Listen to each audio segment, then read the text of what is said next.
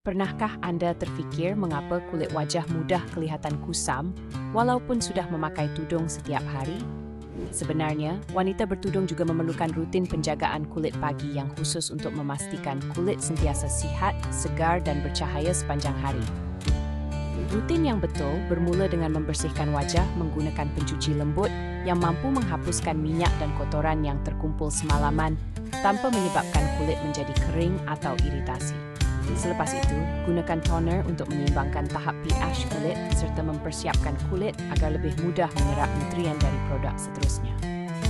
Langkah berikutnya adalah menyapu serum yang sesuai dengan keperluan kulit anda, sama ada melembapkan, mencerahkan atau melindungi kulit daripada radikal bebas.